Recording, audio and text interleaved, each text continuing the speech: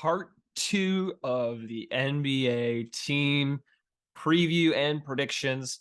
The second annual of this tradition, the Western Conference, is here. We're going to go through all 15 teams, what their offseason moves were, their additions, their subtractions, what I think of them as a whole, where I have them ranked in this season, and what I'm looking for as the season progresses. Without further ado, let's get into it.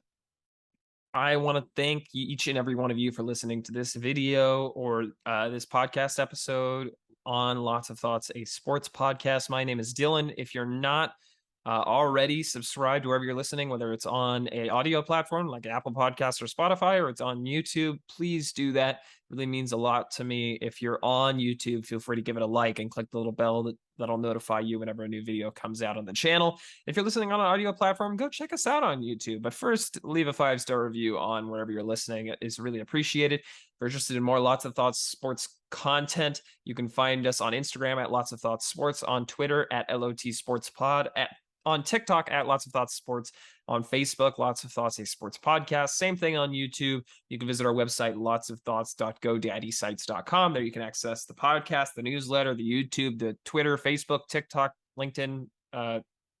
Which one did I say? Instagram, the merchandise, awesome t-shirts, sweatshirts, hoodies. What else? Pop sockets. We're going to have phone cases up there soon, so feel free to check that out. All at lotsofthoughts.godaddysite.com. There's also a link in the description, whether you're listening or watching this on either platform. So if you haven't listened to the Eastern Conference version, I encourage you to go back and check that out first. I talked a little bit in the beginning about Victor Wembanyama and the tank that some teams are going to do, and it was a little less relevant there because I think the Pacers are really the only team that's really trying to tank in the East. In the West, there's a lot of teams. I would say there's at least 4 that are tanking and a few more that may end up tanking throughout the season. And I encourage you to go back and listen, and also to go on YouTube and search up Victor Wembanyama highlights. He's just an insane NBA prospect, one of the highest graded prospects of all time. Many people have him as the highest one since LeBron, and some people even have him even higher than LeBron. So I feel free to go check those out. Essentially, if you haven't listened to it, he's a 7'4" ball handling big man who can take step back threes, run the offense. He's absolutely incredible. He's got 8-foot wingspan, an incredible defender, can guard 1 through 5, incredibly shifty, really fun to watch. I really encourage you to go check out some of his highlights. But it's going to kind of be a narrative that we talk about throughout this episode, and you'll see as we go along. First up, we're going to start at the bottom. 15th team, we have the Utah Jazz. I don't think this is a surprise. Utah figures to be one of the worst teams in NBA history, in my opinion. They gained a lot. Malik Beasley via trade, Jared Vanderbilt, Leandro Balmero, Walker Kessler, who was just drafted. They got Taylor Horton Tucker and Stanley Johnson from the Pat Bev trade. Colin Sexton, Lauri Markkanen, and Ochai Agbaji from the Donovan Mitchell trade. Both Agbaji from the Donovan Mitchell trade and Walker Kessler from the Minnesota trade were this year's draft picks. So essentially, another first round pick alongside the mountain of picks that they got in that trade, or both of those trades. They lost significant assets, right? This is the big theme of the offseason. Where do all these pieces from Utah go? They lost Donovan Mitchell to Cleveland, lost Rudy Gobert to Minnesota. Royce O'Neal was sent to the Nets. Dan Wellhouse left for the 76ers in free agency, and Juancho Hernan Gomez is gone as well. This is a classic tank, right? And what better time to do it than when Victor Wembanyama is the prize? I don't blame them. It sucks that sports are this way by nature, but it's the situation, right? And when you have a prospect that's so incredibly talented, teams like Utah that were already thinking about blowing it up may make that strike, and that's exactly what they did. I think for Utah, you're going to look for all-time low attendance numbers already. Utah, I wouldn't say they struggled with attendance because they don't. They really don't. But it's not a sports capital of the world, right? It's not a huge market. And that doesn't necessarily drive in-person attendance, but it drives viewership. And I hope they don't have a national game this year. If they did, that would be sad. I think they might have one against the Knicks, but it might get flexed out. I think overall, they're not going to have many viewers because it's really going to be the Colin Sexton show. And we'll see if he comes back healthy. He might. And I hope he does. I hope he really sets the world on fire. And I think it'll be a classic situation where Utah, lets him ball out for a few years and then ends up flipping him for some picks to add to the rebuild. This season comes down to whether they're going to get the number 1 overall pick, and the odds aren't too great. Even if you're the worst team in the league, I think you still only end up with a 13% share of the likelihood, if I'm correct. So, will they get Victor? I don't know. Scoot Henderson's a good consolation prize for sure. But I don't blame the Jazz for tanking. There's not a lot to watch this season for them and their fans, though. Number 14, we have the Thunder. I think a team that was probably more excited about the season before Chet got hurt, but nonetheless, they re-signed Lou Dort for a bag. Lou Dort got paid mostly because they had to meet the salary floor, but Lou Dort's a very valuable player. They extended Kenrich Williams, Kenny Hustle. They drafted Chet Holmgren, drafted Dieng, drafted 2 guys named Jalen Williams, which is confusing as crap, but spelled differently. And they lost Isaiah Roby. They cut him, waived him, whatever you want to call it. Overall, I think a good offseason for the Thunder rebuild, but Holmgren's injury really sucks for them, and there's nothing you can really do about it. It's things that happen, right? The low ranking that I have, the reason I have him at 14 is because I think there's a large possibility that Shea Gilgeous-Alexander ends up getting traded. I think if Chet was there, they're a team that could maybe make the 12th seed, and Shea doesn't have as much, aim to get out. But I think given how horrible they're going to be, I think he's going to want out soon. And I don't blame him, right? I mean, he spent the first year on the Clippers, right? That was the year they challenged the Warriors. And then he got traded in the Paul George deal. And he's been on an awful team since. And I don't blame him for wanting out if he does end up wanting out. And if he gets traded like I expect, they're going to be even worse. I love their draft overall. Really do. But they need a year of development for their core before they can kind of move up to this next tier of rebuilding teams that are making some rise. Think the Pistons and the Magic in the East, right? Where they have this young core, whether it be, Cade and Killian Hayes and whoever else for the Pistons, or whether it be, Paolo Banchero and Cole Anthony and RJ Hampton for the Magic, and Franz Wagner, can't forget him. There's still a level up they have to go, and Chet's injuries definitely sets them back a little bit, which is why I have them at 14. And they very well could be in the Victor sweepstakes as well. I think that's a large part of their season as well. And what a crazy combination. What a crazy, set of players to have Victor alongside Chet. That'd be incredible. Next up, we have the Rockets. I have them at 13. They drafted Jabari Smith, 3rd overall. Drafted Tari Eason as well, who looks good, really good. Ty Washington later in the round. They re-signed Jayshawn Tate. I think they have several veterans that could be flipped for assets, and that's really where the season's going to be noted. They have Sterling Brown, Trey Burke, Willie Cauley-Stein, and Marquise Chris, who they all acquire in the offseason, and I think they could just flip them just the same to help their rebuild. They lost Christian Wood to trade, which was a good deal for them, and they cut John Wall. It's another development year for Houston, right? They made a concerted effort to be bad last year, and I think they're going to do the same this year to try to get Victor. Jabari Smith Jr. kind of fell into their lap at the 3rd pick, and I think they have a good young core developing, right? Kevin Porter Jr. and Alperen Sengun, and obviously Jalen Green, now Jabari Smith Jr., Tari Eason. Victor would definitely complete that core. I don't know that they're necessarily going to get him, right? That's kind of how the draft lottery works, but this year is another rebuilding year, and I just like the Thunder, I think you need to see a year of development from this core before they could take that step up. I think Jabari Smith is underrated as an NBA prospect, but I don't think he's going to be ready to really contribute to winning basketball, so that's why I have them at 13. Next up at 12, I have the Spurs, and they're only at 12 because of their coaching. They should be lower. They extended Keldon Johnson. They signed Isaiah Roby in free agency, drafted Jeremy Sochan, Malachi Branham, and Blake Wesley. And then they obviously traded away DeJounte Murray and lost Lonnie Walker, the 4th to free agency, to the Lakers. Listen, this is another rebuild year for San Antonio. I feel like I'm repeating myself over and over again. But the biggest question for them is not whether they're going to get Victor. It's whether they're going to be bad enough to get Victor, if that makes sense, right? Because of their coaching, because they do have some proven NBA talent, whether that's Keldon Johnson or a few pieces around him, Jakob Poeltl and such. The question is whether they're going to stay in that tier just above the Rockets and the Thunder and the Jazz, or they're going to fall down into that lower tier and really have a chance at that, coveted first overall pick. I think they're going to be a little bit above it, but who knows? Keldon Johnson, aforementioned, is going to get a lot of usage. I'm not sure they're convinced he's part of the young core yet, but if he shows out and if they draft well, like let's say next year they get Victor Wembanyama, I think he levels them up.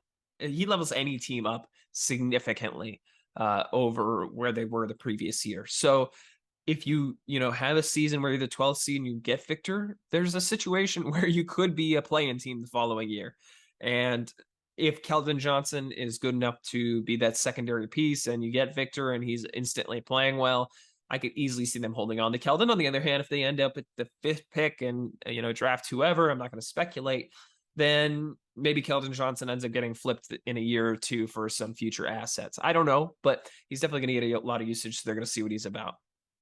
I don't think they have a lot of talent overall to boost them, but they're only this high in the rankings because the bottom tier is, I don't want to say so bad, but it's part of the rebuild. It's part of the way it goes. So that's why I have them at 12.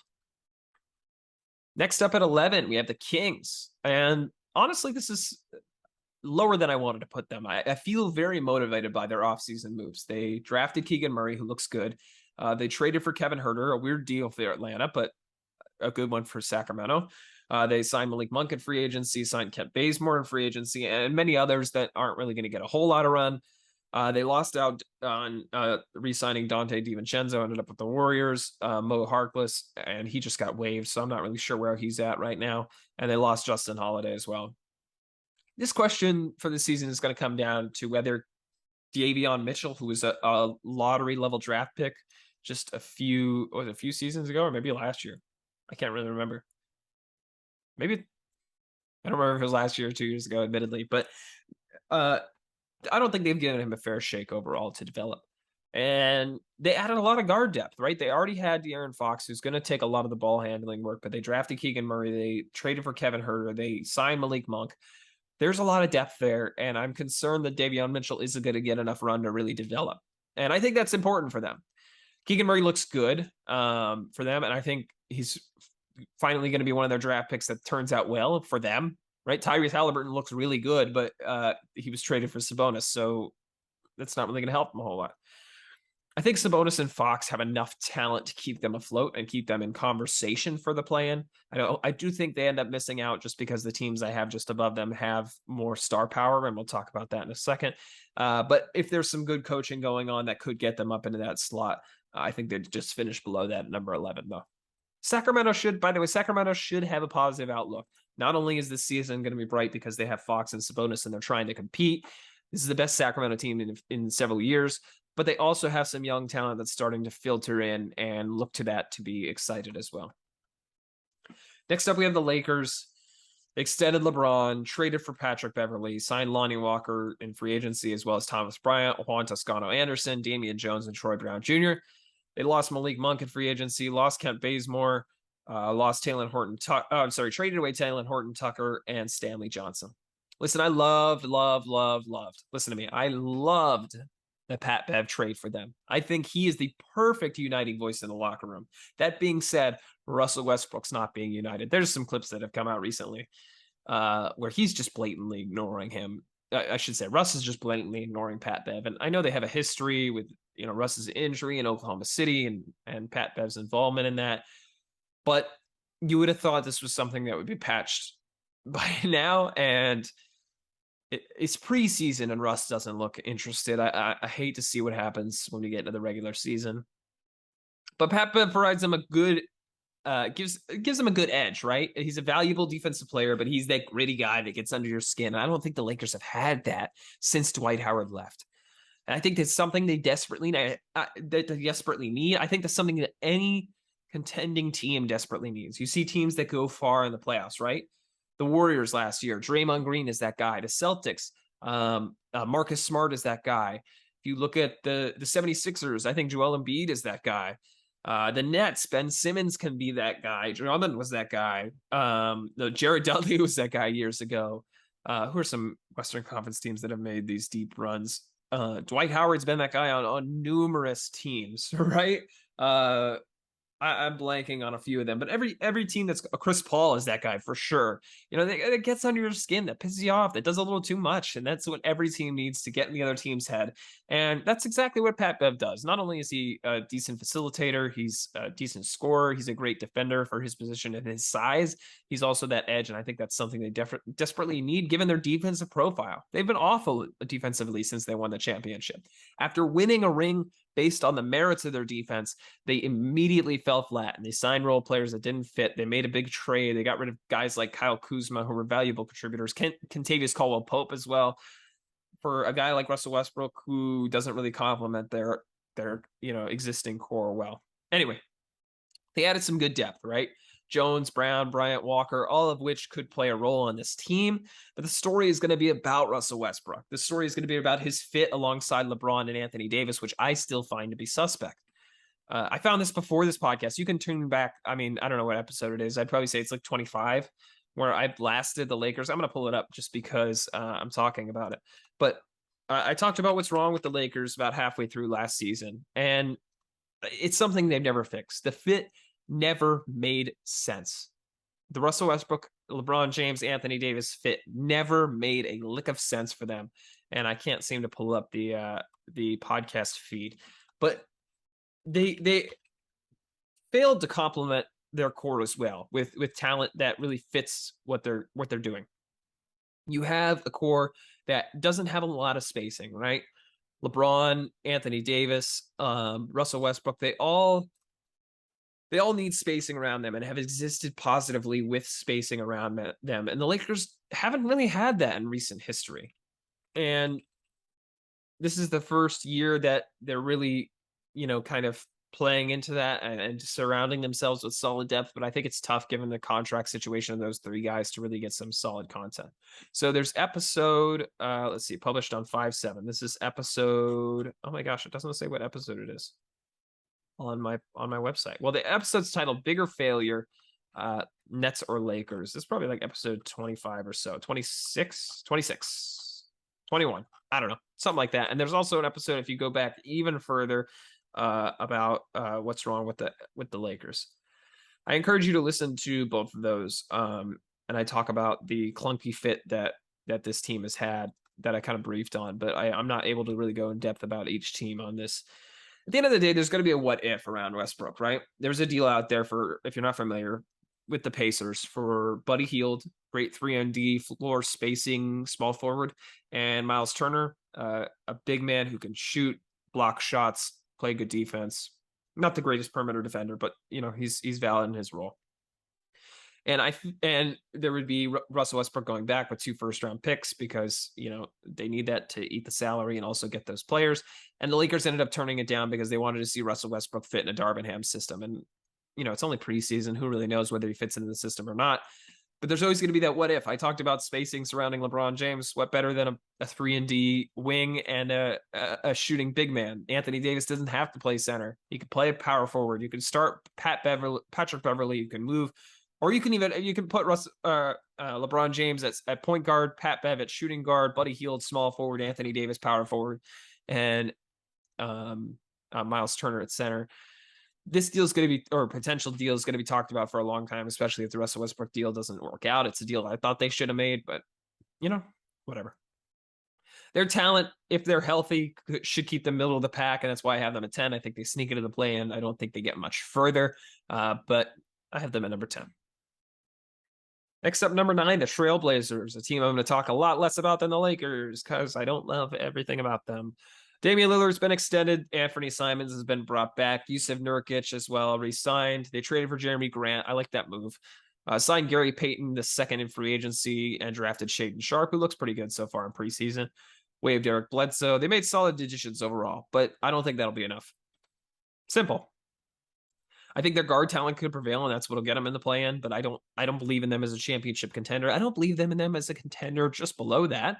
I think if they lose out in the play-in, there's going to be off-season stirring. Where's Dame going to get traded to? Whether it's the Knicks or the Celtics or the Heat, I don't know where that is, and I don't know if he's getting traded either. But I think there's a real world where this doesn't work and they're considering moving him again. And listen, I don't know what the situation is, if it's just a bad allocation of assets, but the best team we have for the Blazers' future is with Jeremy Grant as your second best player. And I don't believe in that as a championship model, honestly. So I don't, I just not inspired. I'm not inspired by the Blazers. And maybe Dame comes out and sets the world on fire and proves me wrong. And Anthony Simons is a great running mate.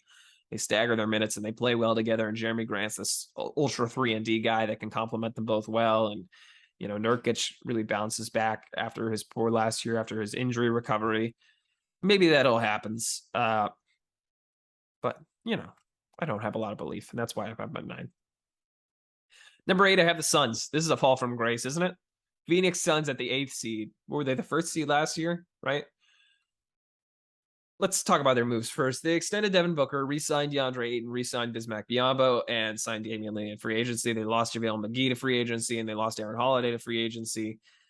I said JaVale McGee again. Jay Crowder could be out the door. Oh my gosh, my voice cracked. Could be out the door soon, given that they're committed to starting Cam Johnson, and Jay Crowder's not happy about that. Boo-hoo, but that's besides the point. There's massive chemistry issues here. I don't think you have to, or you don't think you need a magnifying glass to find that out. If you watched NBA Media Day, every single NBA Media Day went well except for the Phoenix Suns. Everyone was happy and bubbly and there was no drama. Everyone's, ready to go, excited about the start of the season. And the Suns felt like a bunch of middle school teen girls who absolutely hated each other. It was passive aggressive as hell. It felt awkward. You had Ayton's contract issue, right? He was a restricted free agent, so the Suns could match any deal that he got. He got a deal from the Pacers. The Suns matched it at the last second after not being able to find a trade partner. And it was clear Ayton wanted to go to Indiana. I don't blame him. And then you had Ayton and Monty Williams, their head coach, not talking throughout the whole offseason. Crazy stuff. And then CP3, after their embarrassment last year in Game 7, where they got blown out by the Mavericks, one of the worst Game 7 blowouts in NBA history, if not the worst. I believe it was upwards of 50 points. CP3, Chris Paul III said, it's Chris Paul III. Chris Paul, number 3, said that he learned nothing from the blowout. Listen, man, I don't care if you're 17, too many. You got to learn something from getting blown out by 50 points, even if it's we didn't come prepared, even if it's I got to play better, even if it's I needed to make more passes. Something. We weren't good enough. What did you learn? Not really anything. BS, man. That's BS. That's a bad teammate. That's what that is. They should be rebounding from that loss, but the effort doesn't seem to be there, and it's why I have them at 8. I think there's a real big chance this could get blown up in their faces. Literally, not literally. I mean, figuratively in a way of saying that everything goes wrong, but also figuratively in the way of saying trading many big assets, including Ayton. I don't think Booker or Chris Paul gets moved, obviously, but I think there could be some major movement with them. And the vibes are not great, and that's why I have them at 8. I should say also, part of their ranking at 8 is the top tier of the NBA Western Conference is loaded. I would say the same about the East, and I did if you want to go back and watch the episode. But there's 7 teams here, all of which I wanted to fit in the top 4, and obviously I couldn't. So, that's one thing about the Suns being 8. I could see them not being necessarily that much worse in talent and still being a play-in team. Next up, we have the Mavericks. Have them at 7. They gained Christian Wood via trade, signed JaVale McGee in free agency, drafted Jaden Hardy, but they lost Jalen Brunson to the Knicks in free agency, traded Sterling Brown and Boban Marjanovic to the Houston Rockets. I'm mentioning Boban. I haven't mentioned a lot of players of his caliber so far, but it's really sad to see Boban and Luka be separated. Their bromance was great. Listen, Jalen Brunson was a significant loss, not just for the vibes, but for the basketball play as well. But we should see Spencer Dinwiddie, who's not going to be starting. He's Jason Kidd has come out and said that he's going to be coming off the bench. We should see him be able to step up and play that role. He's done it before for the Nets. He did it in a limited fashion for the Wizards. I think he could be that guy who could be that secondary scorer off the bench and fill that role. Christian Wood was a great pickup. They don't have him starting so far, but I think it's not long before he's going to be starting. If he ends up not starting the full year, he'll be in six man of the year conversations because he's that good. Between Luka, Tim Hardaway Jr., Reggie Bullock, Dorian Finney-Smith, JaVale McGee, Spencer Dinwiddie, Maxi Kleber, Dwight Powell. They have a good rotation. And then Christian Wood, of course. They have a good rotation. And I think they could use one more guard piece in there, but they have some decent depth, some decent playoff depth. The question here is whether they're going to ever get that second star. And, you could surround Luka with as much depth as possible if you don't have a second all-star next to him. And I don't mean Kristaps Porzingis. I mean a second quality all-star. Like the Hawks have done with getting DeJounte Murray for Trae Young. And Trae Young's draft mate in Luka Doncic hasn't had that second supporting star. And I don't think, unless they get that second star, I don't think they're going to pass their ceiling, which they've already met, which is the Western Conference Finals. The 7 seed feels really low for a team that just made the Western Conference Finals and improved, in my opinion. But like I said, the top tier is loaded. I believe in them this year, but not as much as I believe in the teams above them. Next up, number 6, we have the Pelicans. This is a jump of a few places for them, but I believe in their raw talent.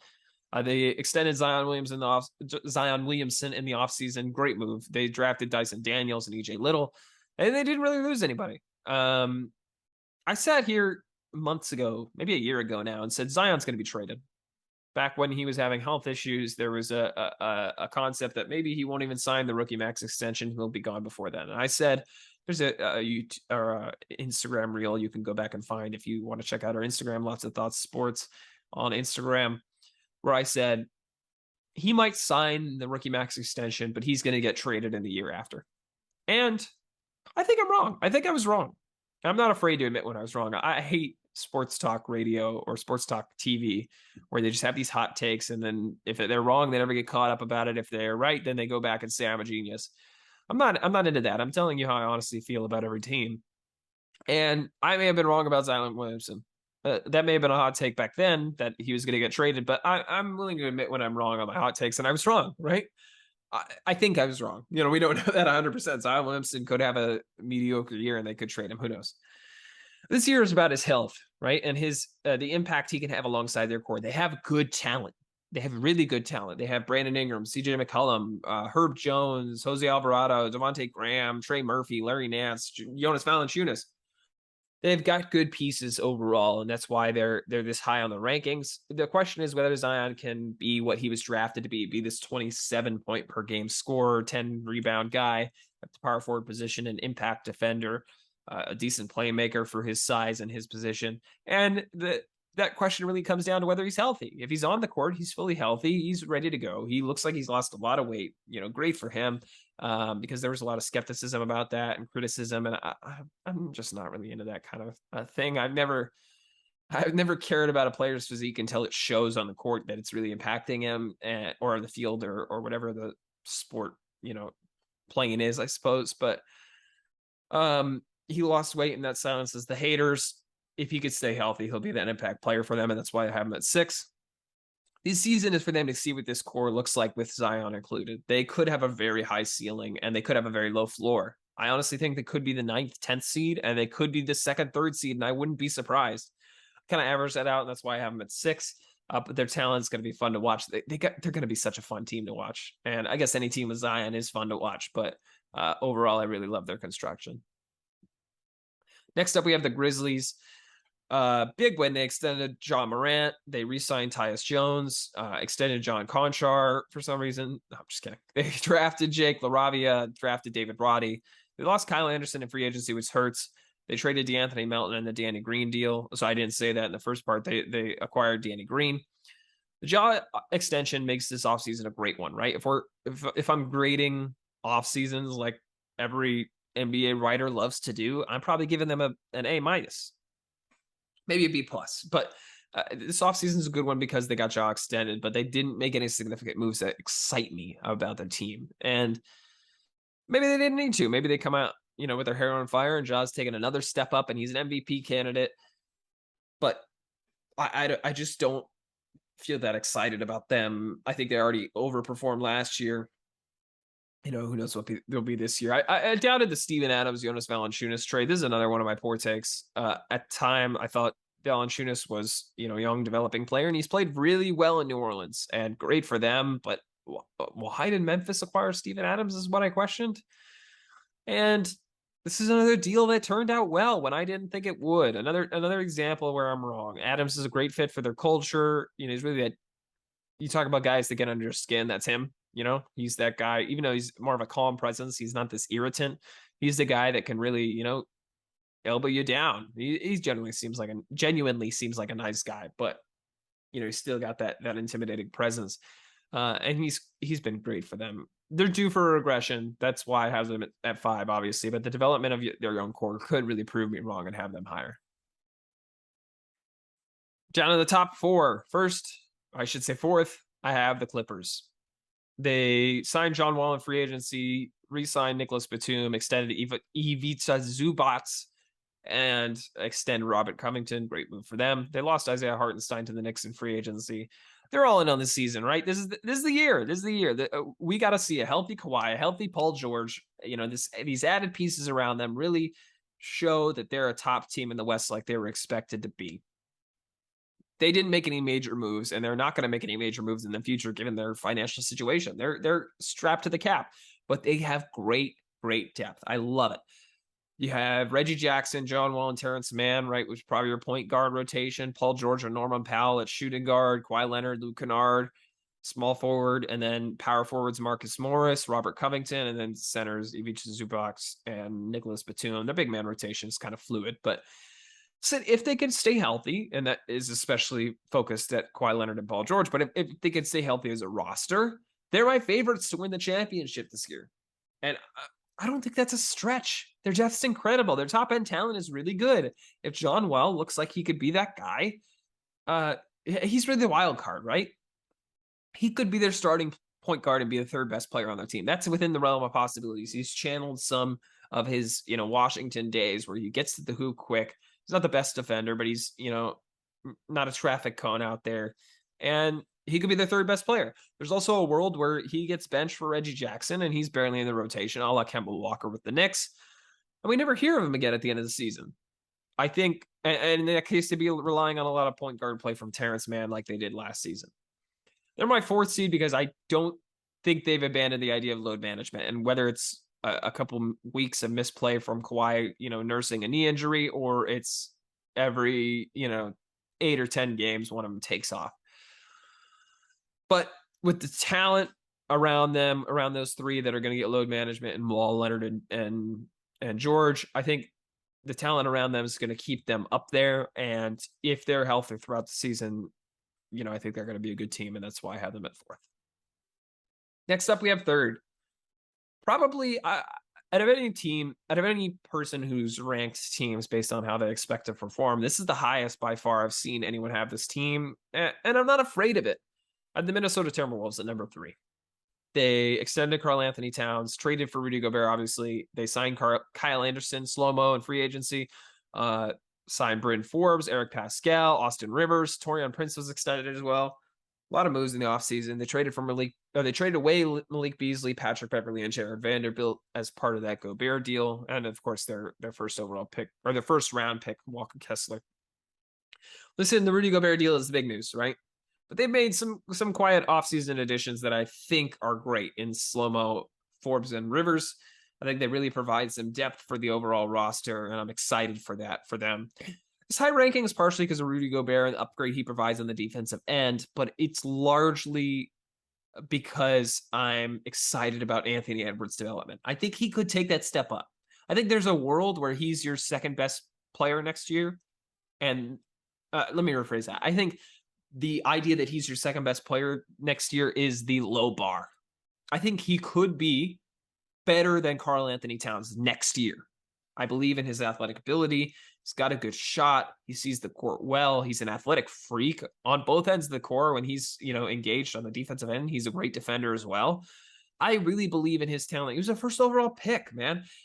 If he leads the Timberwolves, if he's the best player in the Timberwolves, all of a sudden you're looking at Karl Anthony Towns as the second best player. Rudy Gobert is the third.